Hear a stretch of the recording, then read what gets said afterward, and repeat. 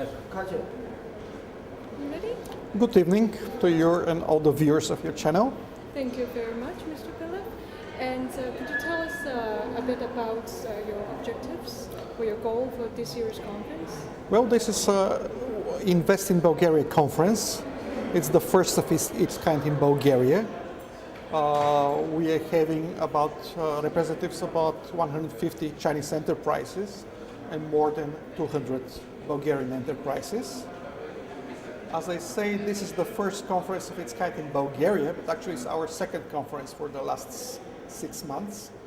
In November last year, we had an investment conference in Shanghai, which was attended by more than 350 Chinese enterprises, and many of them expressed their interest of coming to Bulgaria, seeing the country firsthand.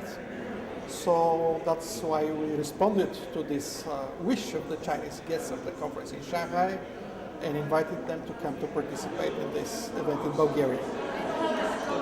Any concrete Yes, of course. I would like to put the China-Bulgaria relations in the framework of the new Chinese policy for the last 3 years of Zhouchuqi going out.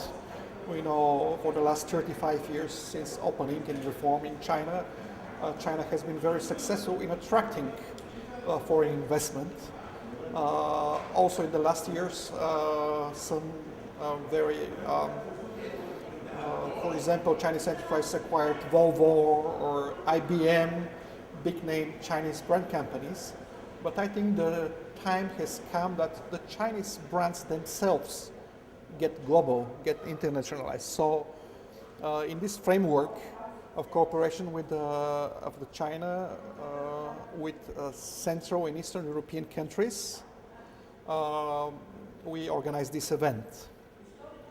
As you know, the Chinese government has organized for the last 3 years summits with the 16 Central and Eastern European countries. 2 years ago it was in Budapest. Last year the meeting of Premier Wen Jiabao was in Warsaw, in Russia. So the Chinese government has set the accents of cooperation with each of the 16 Central and Eastern European countries. Of course, this is not exclusive. Enterprises from other fields are welcome to invest, but the Chinese side has set their accent of cooperation in Bulgaria in 3 spheres, in 3 industries, if I can say so. One is tourism, which is very important for Bulgaria. Bulgaria is a small country with a population of about 8 million, and last year we had about 8 million visitors, so we had almost as many visitors as the country population. Tourism is a very important part of Bulgarian economy. I think about 14 to 14.5% of Bulgarian GDP is due to tourism and tourism-related activities. And we also know that Chinese tourists are starting going abroad, so Bulgaria has a lot to offer. We have wonderful, unpolluted nature, beautiful mountains. The seaside is very, very beautiful, attracts millions of visitors each year. Bulgaria, I want to say that this city, Plovdiv, is the oldest living city in the European continent. We have a very rich history, remains from the Roman period, from the Ottoman period, from the Byzantine period. It's a very beautiful city. I hope you can visit the old town of Plovdiv, the walkings, the pedestrian street, etc., etc. You have given us a very broad and very beautiful picture about the Sino-Bulgarian relationship. I wanted to talk about it, except tourism. There are 2 other aspects that Chinese government puts the accent is. One is automotive industry, and the other one is agriculture. In the automotive industry, we can report happily that Bulgaria has been able to attract investment from 4 Chinese state-owned and private automotive companies. You know, Great Wall company of Baoding, Hebei, have been the first to invest in Bulgaria. They have built their first overseas factory in the European Union in Bulgaria, in the town of Lovech in North Bulgaria. They started operation 3 years ago and have been very successful. You can see a lot of Great Wall branded cars on our streets. They're producing, I think, 3 different models. They produce the pickup, they produce the SUV, and they produce a small family car. So for the police force department? Well, actually, they donated a few cars to the police force, but this has been very good publicity. Their Chinese journalists like to take pictures of those Great Wall cars with the police signage on them. Besides Great Wall, also from Shenzhen, BYD company, BYD, they're investing in a town close to Sofia. They're starting production of electric buses utilizing their original technology. Also, Yutong, another bus company, and Haiger of Zhejiang, they're also in talks, and we hope that we'll be able to attract them as well. Regarding agriculture, Bulgaria has great potential. We have very good weather, very abundant rainfall. We have, Bulgaria has been traditionally a very strong agricultural producer.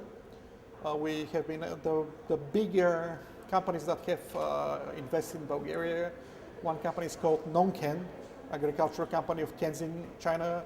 They're producing a big alfalfa crop for export to China. There are also other companies cooperating in Bulgaria. We have also very successful cooperation in the food industry.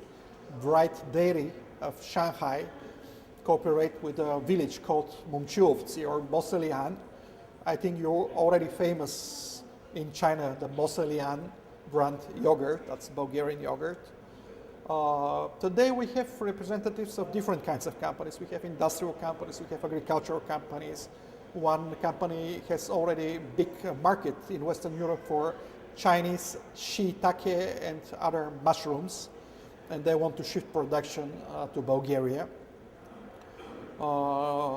There's also a talk, we have representatives from Guangdong Airport Authority.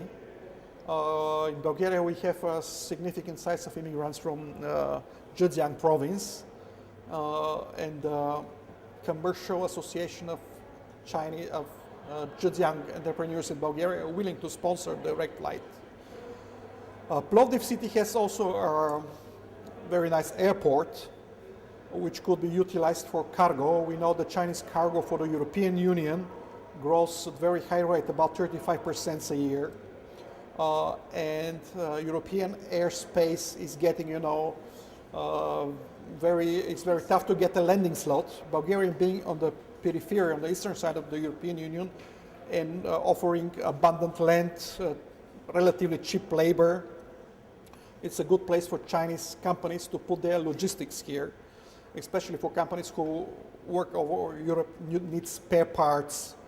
From Plowdiv, they could be shipped within European and within 24 hours to each part of Europe.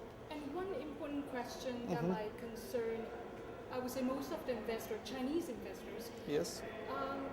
Is the Bulgarian side offering any concrete and favorable policies? Bulgaria is very open for foreign investment. You might see that Chinese people welcome, if you walk on the streets.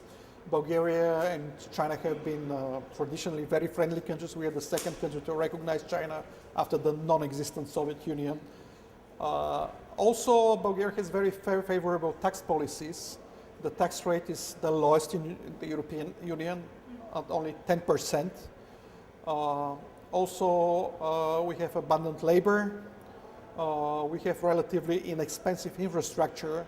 It's also around the city of Plowdiv we have the biggest industrial park in Bulgaria, which has enterprise from all over the world, from the United States, for example, Sokotap, the very big tobacco companies here, Liebherr, who produce refrigerating equipment are here, many medium, there are quite a few enterprises that produce automotive parts, seats, brake systems, etc., etc. So I think we can offer a very good investment environment. Fantastic. Not least, the electricity in Europe is the cheapest in the European Union. It's about 30% cheaper than industrial electricity in China.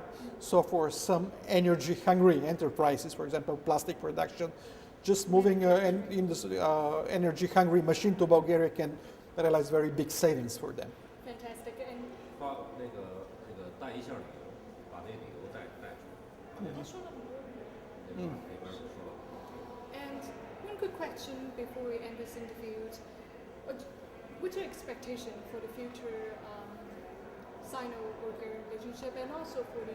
Well, I don't expect a very big jump, but we prefer a long-term, gradual development. The companies that are already here to expand, maybe new companies to come in, start with small steps, see around. That's the reason we hold this forum, is just to welcome them, to make them feel welcome. We have the mayor of Plovdiv attending today. Tomorrow for the forum, the Minister of Industry and Tourism is coming. The President of the Republic is going to be present as well. So we can assure that you're welcome. But I understand he has I call his mobile phone and ask him directly. A tight schedule, If we have to go through the protocol, it will take us 2 weeks. So I call him tonight, and we can arrange an interview for tomorrow. Thank you very much. I really appreciate that, and hopefully we can just grab him for 10 Also, the minutes. mayor of Plovdiv, anytime you want, we can do an interview. So, some more shots? Yep. Okay. Empty shot for the cutaway. Okay, no problem. So Sure. thank you. I should be smiling, yeah? Yes, Or just talking. Okay. To get a copy of the interview. From GDTV World, Okay. from the World Channel, we are currently broadcasting in the US. You put a clip online, or Online as well. I can download it from your webpage, or is it the direct streaming? From our webpage. I can from download. GDTV, Okay. television webpage. Maybe you send me as well. Okay. Okay. And also, I think we have the link on our name card, Okay. and Canada starting this month. What about China?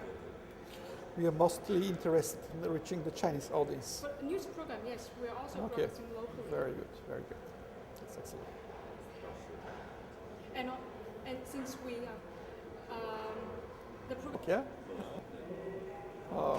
It's older than France, older than Greece. Also, Plovdiv has a very rich, interesting We were history. able to interview the ambassador. Okay, Mr. Guo.